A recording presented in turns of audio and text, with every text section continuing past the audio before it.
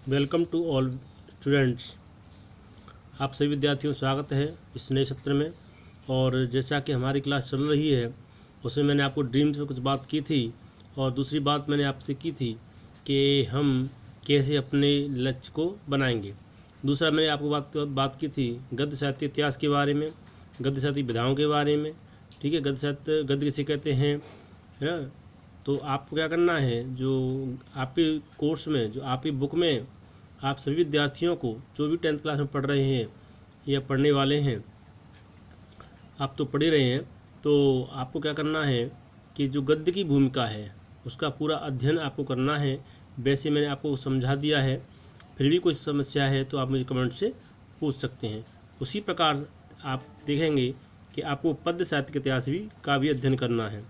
पद्य साहित्य में क्या है वो मैं आपको अभी बता रहा हूँ। तो ये पद्य साहित्य का इतिहास है आपका, उसमें आपको जो अध्ययन करना है उसके लिए आप अपनी किताब को खोलें, है ना। जो भूमिका है उसमें आपको कविता क्या है, कविता किसे कहते हैं, गद्य क्या है, गद्य किसे कहते हैं, है ना।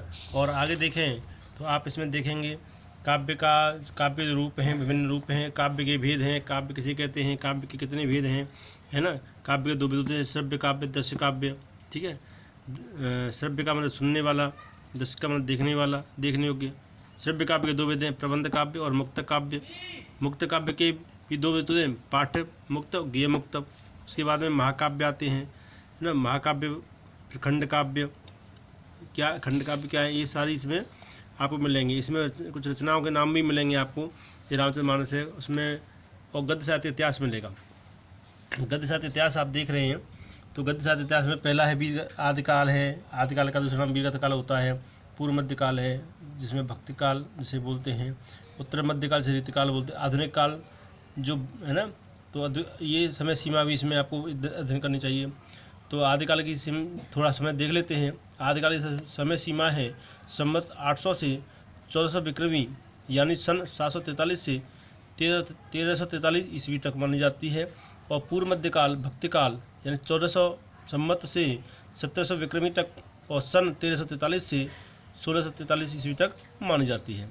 उसके बाद में बात करते हैं उत्तर मध्यकाल, यानी इसका नाम दूसरा नाम रीतिकाल है। इसी समय सीमा संवत 1700 से 1900 विक्रमी तक मानी जाती है।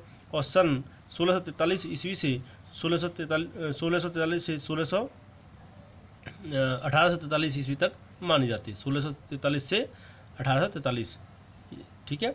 और आधुनिक काल की समय सीमा 1900 से वर्तमान तक, यानी 1843 से संवत 1900 विक्रमी से वर्तमान तक। और सन की बात करें तो 1843 से अब तक मानी जाती है, ठीक है।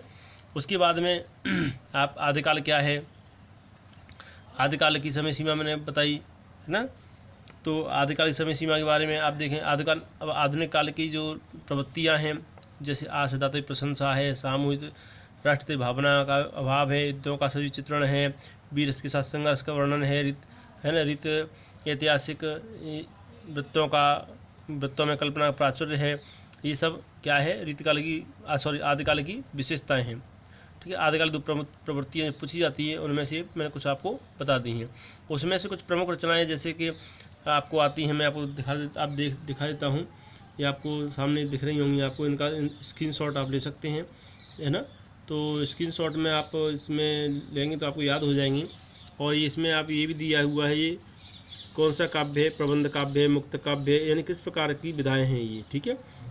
तो ये आप पूरा देख रहे होंगे, इसका स्क्रीनशॉट ले सकते हो, आप उन्हें याद कर सकते हो। ये आपको पूरा याद कर लेना चाहिए, ठीक है। इस प्रकार से आपने देखा कि रचनाएं हैं, प्रमुख रचनाएं हैं, जैसे खुमान रासो है, पृथ्वीराज रासो है, आपका हमीर रासो है, विजयपाल रासो है, परमाल रासो है, विशलदेव रासो है। जैसे दलपत विजय आप पुस्तक में देखेंगे तो दलपत विजय जो है, इसकी जो रचना, इनकी दलपत विजय जो प्रमुख कवि हैं, और इन रचना का नाम है खुमान रासो। और ये किस प्रकार का काव्य है, ये प्रबंध काव्य है, ठीक है। चंद्रवरदायी पृथ्वीराज रासो इसके रचनाकार हैं, वो रचनाकार चंद्रवरदायी, रचना का नाम पृथ्वीराज रासो, ठीक है। ये प्रबंध काव्य है। सारंगधर हमीर रासो, ये भी प्रबंध काव्य है। नल्ल सिंह इनकी रचना है विजयपाल रासो, ये प्रबंध काव्य है। जगनिक परमाल रासो आलखंड ये वीरगीत काव्य है। नरपतनाल विसर्जि रासो ये वीरगीत काव्य है। केदार भट्ट जयचंद्र प्रकाश ये वीरगीत है। और केदार भट्ट ये भी जयचंद्र प्रकाश, नरपतनाल का विसर्जि बताया मैंने आपको वीरगीत काव्य है, वीरगीत काव्य। और केदार भट्ट जयचंद्र प्रकाश ये भी वीरगीत है। मधुकर जयमयंक जसचंद्र का। तो इस प्रकार की प्रमुख रचनाएं हैं। और इसके बाद में आप भक्ति काल पढ़ेंगे, ठीक है। भक्ति काल में प्रमुख कवि कौन से हैं, भक्ति काल में निर्गुण भक्तधारे कवि कौन से हैं, सगुण के कौन से हैं। जैसे निर्गुण के मान लीजिए कबीरदास जी हैं, ठीक है, सगुण के सूरदास जी हैं।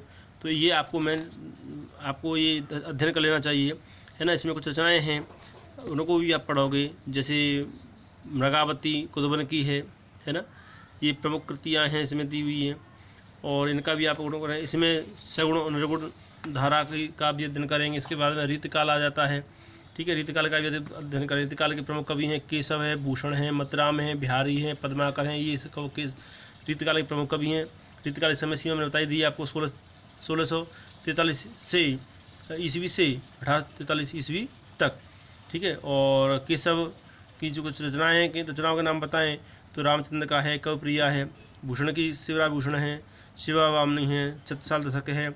मतराम की रसराज है, ललित ललाम सतसई है। बिहार जी की सतसई है ना। बिहार जी की तो एकमात्र रचना है जिसका नाम सतसई है, 702 का उसमें संग्रह है।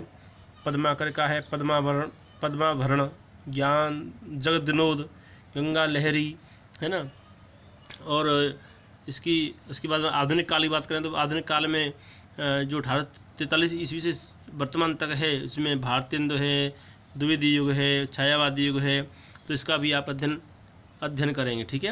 तो ये आपको प्रगतिवादी युग है, प्रयोगवादी युग है, इन सब का अध्ययन करना है। तो ये जो मैं बता रहा था कि आपको मतलब हिंदी गद्य और पद्य की दो भूमिकाएं जो होती हैं उनका अध्ययन आपको बारीकी से करना चाहिए, क्योंकि उसमें से बता रहा हूँ बोर्ड में 10 नंबर के प्रश्न आते हैं, लगभग 10 नंबर के प्रश्न आते हैं। और वो आते ही आते हैं, वो 10 नंबर आपके पास हो जाएंगे। तो इसलिए आप मानो आप ही पॉकेट में रखे हुए हैं, तो उसका अध्ययन अवश्य करें, ठीक है। अब हम आपको ले चलते हैं हिंदी गद्य की ओर। हिंदी गद्य में जो आपका पहला चैप्टर है वह है मित्रता। उसका नाम क्या है? मित्रता, ठीक है। और मित्रता में थोड़ा सा हम बात करेंगे। इसमें सच्चे मित्र के बारे में बताया है। किसने बताया? शुक्ल जी ने। शुक्ल जी की रचना है मित्रता, और बहुत सुंदर रचना है, ठीक है। शुक्ल जी ने इसमें वर्णन किया है, और वो बताते हैं सच्चे मित्र का उद्देश्य क्या होता है, सच्चे मित्र का चयन हमें कैसे करना चाहिए, सच्चे मित्र क्या गुण होने चाहिए, है ना। वो सारी बातें उसमें बताते हैं। संगत के बारे में बताते हैं, अच्छी संगत, बुरी संगत, इसके बारे में बताते हैं। वो बताते हैं मित्र गुणों के बारे में बताते हैं, है ना। अच्छे मित्र गुण क्या होते हैं, जैसे कि अच्छे गुणों के जो अच्छे मित्र के जो गुण हैं उसमें क्या होता है कि जैसे मान लीजिए उनमें सत्य होना चाहिए, सत्यता होनी चाहिए, मर्यादा होनी चाहिए, है ना, शिष्टता होनी चाहिए, पवित्रता होनी चाहिए, कोमलता होनी चाहिए, दूसरे का ख्याल रख, अपना स्वार्थ कम, दूसरे का मतलब हित सोचना चाहिए, सामने वाले मित्र का हित सोचना चाहिए। जिस प्रकार से आपने देखा हुआ कि मित्र के अंदर मित्र वह होता है जो आपके हर समय आपका साथ देगा। अगर आप गलत करेंगे तो बताएगा ज़रूर ये काम गलत है, लेकिन आप मेरे मित्र हैं तो इसलिए मैं आपके साथ मजबूर हूँ, लेकिन बताएगा आपको ज़रूर। तो मित्रता के बारे में बहुत अच्छा प्रसंग है। और उन्होंने बताया है सच्चे मित्र के कर्तव्य क्या होते हैं। सच्चे मित्र के कर्तव्य हैं, सच्चे मित्र जो होते हैं वह क्या करता है, वह हमारा सही मार्गदर्शन करे, है ना। और उसमें हमारा क्या होना चाहिए, वह हमारा प्रेम का पात्र होना चाहिए, अच्छे भाई के जैसे उसमें गुण होने चाहिए, है ना। और उसमें सच्ची सहानुभूति होनी चाहिए, सुख दुख में अपना मानने की भावना होनी चाहिए, लाभ हानि में भी अपना यानी एक दूसरे की लाभ हानि को अपनी लाभ हानि समझे, और उसमें ऐसा आत्मबल हो जो हमें सही मार्ग दिखा सके, शुद्ध हृदय का होना चाहिए, परिश्रमी हो, सत्यनिष्ठ हो, धोखा देने की भावना न हो, डरपोक न हो, है ना। तो हमें ऐसे सच्चे मित्र के कुछ गुणों उसमें गुण बताए हैं, ठीक है।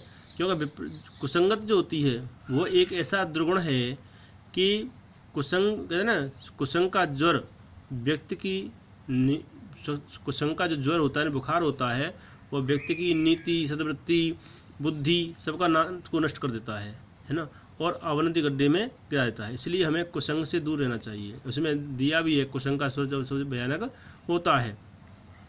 अच्छी संगत हमें करनी चाहिए। कहते हैं कि जैसी संगत वैसी रंगत। अच्छी संगत करोगे तो अच्छे परिणाम मिलेंगे, बुरी संगत करोगे तो बुरे परिणाम मिलेंगे। कहते हैं बोया पेड़ बबूल का तो आम कहाँ से खाए। तो हमें एक सच्चा मित्र कैसे होता है उसके बारे में भी इसमें बहुत अच्छे से बताया गया है। अब हम थोड़ा सा चलते हैं, आपके सामने मैं थोड़ा समरी बताई है चैप्टर की। अब हम इस पाठ को पढ़ेंगे आपके सामने और कुछ उसकी व्याख्या को समझते हैं। राइट। एक बात और कि थोड़ा पाठ को स्टडी करने से पहले मैं चाहूँगा कि आप जीवन परिचय एक बार ज़रूर अध्ययन करें, उसका जीवन परिचय का, ठीक है, उसकी समरी को पढ़ें, ठीक है, और इसका स्क्रीनशॉट आप ले सकते हैं, ठीक है। इसका तो आचार्य रामचंद्र शुक्ल द्वारा लिखित है। और आचार्य रामचंद्र शुक्ल जी की बात करें तो इनका जो जन्म है 1884 में हुआ था और बस्ती जिले के अगौना नामक ग्राम में हुआ था। इनके पिता का नाम चंद्रवृष शुक्ल था।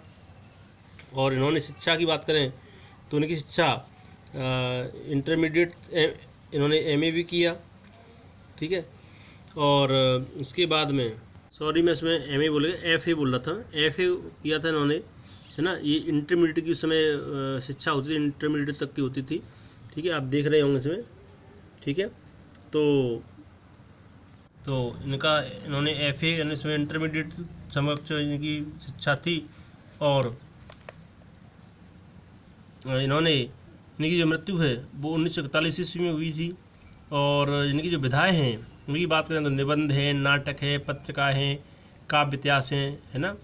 और साहित्य में अगर बात करें तो निबंधकार, अनुवादक, आलोचक, संपादक, है ना। और इनकी भाषा शुद्ध साहित्यिक सरल व्यावहारिक भाषा रही है इनकी, ठीक है।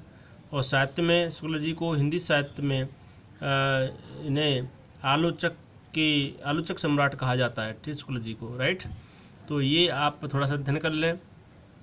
और थोड़ा बात करें इन्हें जीवन परिचय की तो आचार्य रामचंद्र शुक्ल का जन्म आपको बता दिया, बस्ती जिले का अगौना नामक गाँव में हुआ था। इनके पिता का नाम चंद्र शुक्ल था और इन्हें प्रारंभिक शिक्षा दीक्षा इनके पिता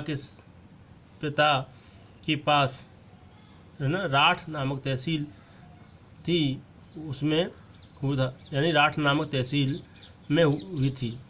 एफ यानी इंटर में आने के बाद इनकी शिक्षा में बाधा उत्पन्न हुई और गणित कमज़ोर होने के कारण इनकी शिक्षा आगे नहीं हो सकी। और उसके बाद उन्हें सरकारी नौकरी मिली, किंतु स्वाभिमान के कारण इन्होंने सरकारी नौकरी छोड़कर थोड़े समय के लिए मिर्ज़ापुर में ही एक मिशनरी स्कूल में क्या किया, इन्होंने अध्ययन किया, ठीक है। और उसके बाद में लेकिन एक चीज़ और बताना चाहूँगा मैं इसमें कि उन्होंने वो नौकरी भी छोड़ दी थी, ठीक है। सरकारी नौकरी छोड़कर थोड़े समय के लिए मिर्ज़ापुर में ही वो सरकारी नौकरी छोड़ने के बाद में ये स्कूल में आए थे, जो मैं बता रहा था अभी, मिर्ज़ापुर की मिशन स्कूल में, जहाँ पर इन्होंने चित्रकला के अध्यापक के रूप में कार्य किया, ठीक है। अब इसका पूरा अध्ययन आप पुस्तक में से करेंगे। और थोड़ा और बताना चाहूँगा एक ख़ास बात, इन्होंने 19 वर्ष तक नागरिक प्रचारणी सभा में हिंदी शब्द सागर के सहायक संपादक का पदभार भी ग्रहण किया था। और इन्होंने काशी हिंदू विश्वविद्यालय में हिंदी के प्राध्यापक भी रही। और वहाँ से इन्हें एक ख़ास बात, बाबू श्याम सुंदर के अवकाश ग्रहण करने के बाद हिंदी विभाग के अध्यक्ष भी हो गए और इनकी गिनती उच्च कोटि विद्वानों में वहाँ से होना प्रारंभ हो गई, ठीक है। इस तरह से और बात करें तो हिंदी साहित्य में शुक्ल जी का प्रवेश निबंधकार के रूप में, कवि के रूप में हुआ था। नाटक रचना में भी उनकी विशेष रुचि थी। उसके बाद आलोचना इनकी विशेष एक एवं प्रिय विधा बन गई और इस क्षेत्र में इन्होंने अपना विशिष्ट स्थान बनाया, ठीक है। साहित्य लेखक विधा के में दक्ष शुक्ल जी ने जीवन के अंतिम पड़ाव में भी साहित्य साधना का मार्ग नहीं छोड़ा। और ये लेखन कार्य करते हुए ये जो महान कवि हैं, महान लेखक हैं, इनका जो निधन है 1941 ईस्वी में इनका स्वर्गवास निधन हो गया था, यानी स्वर्गवास हो गया था। इस प्रकार से इनका थोड़ा जीवन परिचय ने प्रकाश डाला। अब अपनी कृतियों में बात करें तो इनका निबंध में, इनका जो निबंध है चिंतामणि भाग 2, विचारवी थी, आलोचना में बात करें रश्मिमांसा, है ना, त्रिवेणी, सूर, तुलसी जयंती पर रचना लिखी थी। और उसके बाद में इतिहास में इन्होंने हिंदी साहित्य इतिहास लिखा, ठीक है, 1929 में। और इनके संपादन भी हैं कुछ, जैसे कि तुलसी ग्रंथावली, जायसी ग्रंथावली, हिंदी शब्द सागर, नारायणी प्रचारी पत्रिका, है ना, आनंद कादम्बनी, भ्रमर सार आदि। और अगर हम अनुवाद की बात करें तो मेगस्थनीज का भारतीय विवरण इनका प्रमुख अनुवाद रहा। और 11 वर्ष का समय इनकी काव्य रचना भी है, अभिमन्युवध भी है काव्य रचना इनकी। और अनुवाद में एक और बात करें तो विश्व प्रपंच है, आदर्श जीवन है, कल्याण का आनंद है, बुद्ध चरित्र है, ये इनके क्या है, कृतियाँ हैं। तो इस प्रकार से आपने की कृतियाँ और साहित्य परिचय पे ध्यान दें। और हिंदी साहित्य में स्थान की बात करें तो इनका शुक्ल जी का जो स्थान है, ये बहुत ही मस्तिष्क आलोचक, अध्यापक, हृदय कवि थे। आलोचना क्षेत्र में इन्होंने विशिष्ट स्थान प्राप्त किया और हिंदी साहित्य जगत में आलोचना का नया सम्राट कहा जाता है, ठीक है। और हिंदी साहित्य में की और थोड़ा सा मैं प्रकाश डालूँ तो इसमें क्या, शुक्ल जी द्वारा जो मनोवैज्ञानिक सामाजिक निबंधों का अपना विशेष महत्व है। अपने युग में शुक्ल जी उत्तम विशिष्ट निबंधकार सिद्ध हुए। इनकी जो विशिष्ट जो दीप्तमयता है उसके कारण ही इनके समकालीन हिंदी गद्य लेखक, हिंदी गद्य के युग को शुक्ल युग के नाम से पुकारा जाता है। इनके यानी इनकी जो विशिष्टता के कारण ही जो इनको जो क्या कहा जाता है, इनका जो हिंदी गद्य है, जो उस समय जब ये थे समकालीन, उसी समय की बात कर रहे हैं, तो इसीलिए हिंदी गद्य के उस युग को शुक्ल युग के नाम से पुकारा जाता है। समझ आ गया? यानी इनकी विशिष्ट दीप्तमयता के कारण, इनकी विशिष्ट दीप्तमयता के कारण इनको क्या जाना जाता है, इनके उस युग को शुक्ल युग के नाम से जाना जाता है। थोड़ा इनकी जो जिनका जो ये इनकी जो रचना है, यानी ये मित्रता एक निबंध है ना, मित्रता एक निबंध विधा की रचना है। और इसमें उन्होंने हास्य व्यंग शैली में, बहुत सुंदर शैली में, इसमें उन्होंने क्या किया है, हास्य व्यंग शैली में बहुत सुंदर वर्णन किया है अच्छे मित्र के बारे में, ठीक है। और इन्होंने ये बताया है कि मित्र की पहचान, जैसे मैं शुरू बता रहा था कि अच्छे मित्र की पहचान गुण कैसे होती है और उसको हमें कैसे मित्र बनाना चाहिए। तो पढ़ते हैं, आप देख रहे हैं इसमें कि जब कोई युवा पुरुष, आगे देखें, जब कोई युवा पुरुष अपने घर से बाहर निकलकर बाहरी संसार में अपनी स्थिति जमाता है, तब पहली कठिनता उसे मित्र चुनने में होती है। यही उसकी स्थिति बिल्कुल एकांत निराली नहीं रहती तो उसकी जान पहचान के लोग धड़ाधड़ बढ़ते जाते हैं। मतलब कहने का ये है कि जब कोई युवा पुरुष, यानी जैसे ही हम युवावस्था में प्रवेश करते हैं और बाहर निकलते हैं, और यदि हम एकांकी स्वभाव के नहीं हैं, हमारा जो स्वभाव है वो इस प्रकार का है, हम यानी कहते हैं कि वो हमारी जो आदत है, हमारी जो शैली है, हमारा जो वो कैसी है कि हंसमुख चेहरा देख, मतलब कहने का मतलब क्या है कि अगर हमारा स्वभाव एकांगी नहीं है तो हमारी जो मित्रता है वो ऐसे बढ़ती जाती है धड़ाधड़, यानी हमारे जो जान पहचाने लोग हैं बहुत हेल मेल लोगों से बढ़ता हुआ चला जाता है अगर हम एकांत स्वभाव के नहीं हैं तो, ठीक है। थोड़ा भी हंसमुख है, थोड़ा भी हम बोलने वाले हैं, तो थोड़ा भी हम लोगों से मिलने जुलने का भाव रखते हैं, तो समझ आ गया होगा आपकी में। यानी जब कोई युवा पुरुष अपने घर से निकलकर बाहरी संसार में कदम रखता है तो क्या करें, कभी वो कहना ये चाहते हैं कि अगर वह सबसे पहले तो क्या होता है कि अगर वह एकांत स्वभाव का नहीं है तो उसके जो मित्र हैं वो एकदम बढ़ते चले जाते हैं, है ना। और दूसरी बात करें, थोड़ा आगे बढ़ते हैं कि तो यही हेल मेल बढ़ते बढ़ते मित्रता के रूप में परिणत होता है और वही थोड़ा सा मेल जोल मित्रता रूप में बदल जाता है। मित्र चुनाव की उपयुक्तता पर उसके जीवन की सफलता निर्भर हो जाती है। यानी मित्र का चुनाव हम कैसा कर रहे हैं। हमारा मित्र अच्छा है तो हमारा जीवन निश्चित रूप से सफलता की ओर जाएगा, और अगर मित्र अच्छा नहीं है तो हमारा जीवन सफलता की ओर नहीं जाएगा। क्योंकि संगति का गुप्त प्रभाव हमारे आचरण पर बहुत बड़ा भारी पड़ता है। यानी देखिए, कुछ चीज़ ऐसी होती है जो हमें दिखाई नहीं देती हैं, अनसीन होती हैं। वो कैसी होती हैं? अनसीन होती हैं, वो हमें दिखाई नहीं देती हैं, तो उसका प्रभाव हमारे मस्तिष्क पर अवश्य पड़ता है। हम लोग ऐसे समय में समाज में प्रवेश करके अपना कार्य आरंभ करते हैं जबकि हमारा चित्त कोमल और हर तरह का संस्कार ग्रहण करने योग्य रहता है। यानी हम उस समय इस प्रकार की अवस्था में होते हैं जहाँ पर हमारा जो हृदय होता है वो बहुत ही कोमल होता है। ऐसे मान लीजिए ब्लैंक पेपर, है ना, कोरा कागज, अब उस पर कुछ भी लिख दो, है ना, तो हर तरह के संस्कार अच्छे भी होते हैं, बुरे भी होते हैं, है ना। अच्छों को संस्कार कहते हैं और बुरों को दुर्गुण कहते हैं, है ना। वो भी आदत वो भी है, अच्छी हो या बुरी हो, ठीक है, लेकिन अच्छी आदत हमेशा अच्छी रहती है। हमारे भाव अगर अपरमार्जित और हमारे प्रति अपरिपक्व रहती है, अपरमार्जित कहते हैं अशुद्ध, है ना, अपरमार्जित शब्द आया है, इसका मतलब अशुद्ध। अपरिपक्व कहते हैं अविकसित, अपरिपक्व माने अविकसित, क्या होती है? अविकसित। ध्यान दें, हमारे भाव अपरमार्जित और हमारी प्रवृत्ति हमारा स्वभाव अपरिपक्व रहती है, यानी विकसित नहीं होती पूर्ण रूप से, और हम लोग कच्ची मिट्टी की मूर्ति समान रहते हैं। हमारा जो स्वभाव है कैसे होता है? कच्ची मूर्ति समान होता है, रहते हैं, जिसे जो जिस रूप का चाहे उस रूप का करे, चाहे राक्षस बनावे या चाहे देवता। यानी हमारा स्वभाव है, हमारा जो हृदय है वो कोमल होता है, और कोमल हृदय को, जैसे मान लीजिए कच्ची मिट्टी होती है, कच्ची मिट्टी को आप कोई भी रूप दे सकते हैं, है ना, चाहे उससे भगवान की मूर्ति बना लो, चाहे राक्षसी मूर्ति बना लो। यानी शुक्ल जी ये कहना चाहते हैं कि जब हम किशोरावस्था के पश्चात युवावस्था में प्रवेश करते हैं तो घर की सीमाओं से बाहर निकलने के बाद समाज में कार्य करना आरंभ करते हैं, तब हमें संसार व समाज के लोगों के साथ रहने का अनुभव बिल्कुल ही नहीं होता है।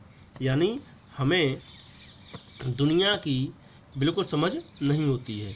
उस समय हमारा मन इतना कोमल होता है कि जो किसी प्रकार के अच्छे या बुरे संस्कार ग्रहण करने के योग्य होता है ना।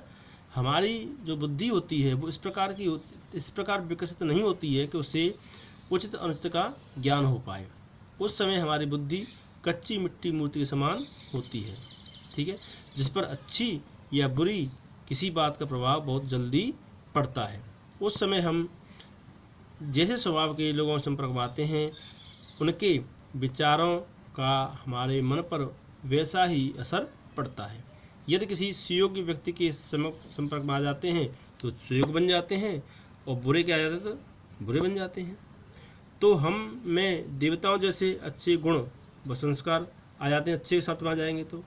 और यदि कोई दुष्चरित्र मिल गया, दुष्ट मिल गया, तो उसके साथ जाएंगे तो क्या होगा? हमारे अंदर दुर्गुण हैं, बुराइयाँ हैं, यानी बुरे संस्कार हैं, घृणित कार्य करने वाले जो कार्य हैं वो हमारे उसमें आ जाएंगे। वो हमें क्या करेंगे? लेकिन वो घृणित कार्य करने वाले जो विचार हैं वो हमें क्या करेंगे? अपमानित करेंगे। क्या करेंगे? अपमानित करेंगे, ठीक है। तो इसमें थोड़ा सा और पढ़ लेते हैं। देखिए, ये चीज़ बताना चाहूँगा। हम लोग ऐसे समय में समाज में प्रवेश करते हैं, यहाँ से लेकर के ये इम्पोर्टेंट पंक्ति शुरू हो गई यहाँ से, ये गद्यांश भी है यहाँ से लेकर के, मैं बता दूँ कहाँ तक जाएगा ये। हम लोग ऐसे समय में समाज प्रवेश करके अपना कार्य आरंभ करते हैं। अभी मैंने समझा दिया है, जबकि हमारा चित्त कोमल और हर तरह का संस्कार ग्रहण करने योग्य रहता है। हमारे भाव अपरमार्जित मन अशुद्ध बता दिया मैंने, और हमारी प्रवृत्ति अपरिपक्व रहती है। हम लोग कच्ची मिट्टी की मूर्ति समान रहते हैं, जो समझा दिया मैंने। जिसे जो जिस रूप का चाहे उस रूप का करें, चाहे राक्षस बनाए या देवता। ऐसे लोगों का साथ करना हमारे लिए बुरा है, जो हमसे अधिक हाँ, एक बात और, जो हमसे अधिक संकल्पित हैं, अधिक दृढ़ संकल्प के हैं, जिनके सामने हम अपनी बात को रख भी नहीं सकते हैं, ऐसे लोगों के साथ क्योंकि हम रहना और ख़तरनाक, क्योंकि हमें उनकी हर बात बिना विरोध के मान लेनी पड़ती है। हम उनका प्रतिशोध नहीं कर सकते, न उनके सामने बोल सकते हैं। ऐसे लोगों के साथ करना और भी बुरा है, जो हमारी ही बात को ऊपर रखते हैं। हाँ, एक बात ध्यान देने योग्य ये है कि उनसे खतरनाक वो लोग हैं, हम सही कहें तो ये हाँ जी आप सही कह रहे हैं, हम गलत कहें तो जी आप सही गलत कह रहे हैं। तो कहने का मतलब क्या, ऐसे लोगों के साथ करना हमारे लिए और ख़तरनाक होता है, क्योंकि ऐसी दशा में न तो हमारे ऊपर कोई दबाव रहता है और न हमारे लिए कोई सहारा रहता है। यहीं तक इसका ये गद्यांश है। हम लोग ऐसे समय में यहाँ से लेकर के और कोई हमारा सहारा रहता है। ठीक है, यहाँ तक ही आपको मैं आज बताऊंगा इसमें। ठीक है, आज की इसमें पोस्ट में, और तो इसको आप पूरा पढ़ेंगे, समझेंगे। ठीक है, और कोई भी आपका डाउट है, शंका है, तो उसको आप मुझसे सवाल करेंगे। ठीक है, और इसके बाद में थोड़ा सा मैं इसके बारे में व्याख्या कर देता हूँ। तो यानी कहने का मतलब क्या है मेरा, ऐसे समय में हम में एक सच्चे मित्र की आवश्यकता होती है जो हमें सही मार्ग दिखाए। यानी दोनों अवस्थाओं में हमें जिस बात का भय रहता है उसका पता युवा पुरुषों प्रायः बहुत कम रहता है। यदि विवेक से काम लिया जाए तो यह भय नहीं रहता, पर युवा प्रायः विवेक से काम कम लेते हैं। और आश्चर्य की बात है कि लोग एक घोड़ा लेते हैं तो उसमें भी गुण दोष कितना परख लेते हैं, पर किसी को मित्र बनाने में उसके पूर्व आचरण, प्रवृत्ति आदि का कुछ भी विचार अनुसंधान नहीं। मतलब कहने का है, एक जानवर जैसी चीज़ आप खरीदने जाते हैं तो उसको भी हम जांचते परखते हैं। लेकिन कितनी विडम्बना है कि हम एक मित्र बनाते हैं तो हमें ये भी नहीं सोचते कि इसे मित्र बनाए अथवा नहीं बनाए, हम किसी को भी मित्र बना लेते हैं। कोई भी एरागर आता है उसे मित्र बना लेते हैं। मेरे कहने का क्या है, या शुक्ल जी कहना क्या चाहते हैं, शुक्ल जी कहना चाहते हैं कि हम जब इस अवस्था में पहुंचते हैं तो हमें मित्र को सोच के, विचार के, परखने के बाद ही चुनना चाहिए। समझ आ रहा नहीं आ रहा है? तो आगे की बात हम कल करेंगे। ठीक है, और आज के लिए इतना ही काफ़ी है। हाँ, तो आप लोगों को ये ध्यान दें, इतना मैंने आपको बताया है, इसमें मैंने आपको पूरा समझा दिया है। इसमें कोई सवाल आपका हो तो इसमें आप मुझे कमेंट से पूछ सकते हैं, है ना, फ़ोन से पूछ सकते हैं। इसमें आप कुछ प्रश्न नोट कर लें, मैं बोलता हूँ उन्हें आप इसमें से निकाल लें। ठीक है, ये तो इसकी गद्यांश की व्याख्या अपने आप स्वयं करें। ठीक है, जो मैंने बताया था रेखांकित अंश। और दूसरा ये है कि इसमें आप एक काम करें कि मैं प्रश्न बोल रहा हूँ कि मित्र बनाते समय हमें किसकी आवश्यकता होती है, प्रश्न है ये। मित्र बनाते समय हमें किसकी आवश्यकता होती है, प्रश्न है। इसको आप नोट कर लें कि मित्र बनाते समय हमें किसकी आवश्यकता होती है। आपने नोट कर लिया होगा, और इसका आंसर मैं आप बोल देता हूँ। तो इसमें आप देखें, मित्र बनाते समय हमें समझदारी की आवश्यकता होती है। ठीक है, ये इसका आंसर है। और आज के लिए इतना ही। Thank you, best of luck.